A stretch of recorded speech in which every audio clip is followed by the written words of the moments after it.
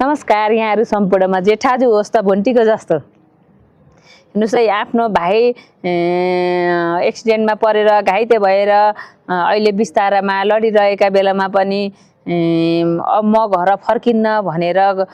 माइत गएर बसेकी बुहारी आएर भाइको स्याहार सुसार गरेकी छिन् र यसरी सब परिवारले माया मान्नुपर्छ उनलाई सम्मान गर्नुपर्छ भनेर आफ्नो श्रीमतीलाई नि सम्झाइरहेका हुन्छन् र उनलाई माइतबाट बुढो बिरामी छ भनेर हतार हतार आइन् र कपडा पनि फेर्ने छैन होला उनलाई पनि कसले ल्याइदिएको हुन्छ र कपडा यहाँ फेर्ने कपडा छैन होला भनेर भाइलाई बुहारीलाई कपडा ल्याइदिएका हुन्छन् र त्यो पनि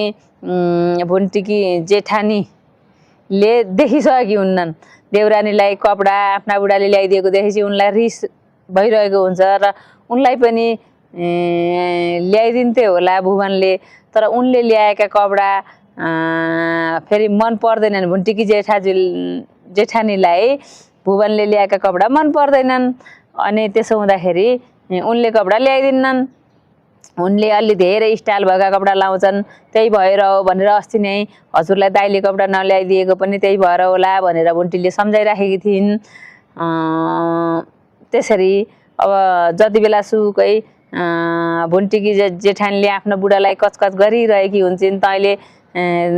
देउरानीलाई र बुहारीलाई कपडा ल्याइदिस् त्यति माया मान्छस् मलाई माया मान्दैनस् मैले विदेश गएर कति दुःख गरेर आएँ र अहिले पनि यहाँ घर सम्हालेकी छु मैले कम्ता गरेकी छु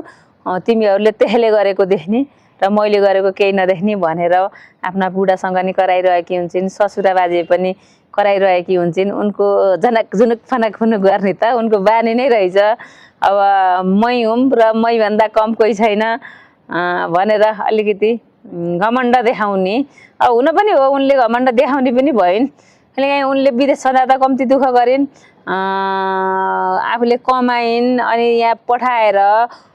उनले आफ्नो दुवैजना बुढाबुढी भएर कमाएर यहाँ नेपाल पठाएका थिए र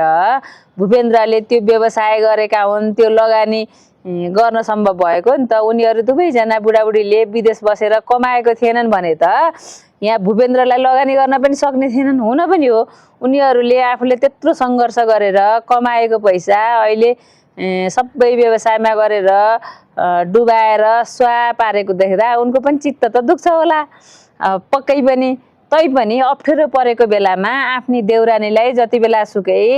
त यस्ती उस्ती भनेर नभने हुन्थ्यो भन्ने कुरा हो त्यही त हजुरहरूलाई कस्तो लाग्छ कसैका पनि जेठानीहरू भुन्टीका जस्ता नहुन् आफूले अप्ठ्यारो परेको बेलामा साथ सपोर्ट गर्ने खालका हुन् तर भुन्टीका जस्ता कसैका पनि नहुन् हजुरहरूलाई के कस्तो लाग्छ कमेन्ट गर्नुहोस् है हस् धन्यवाद नमस्कार।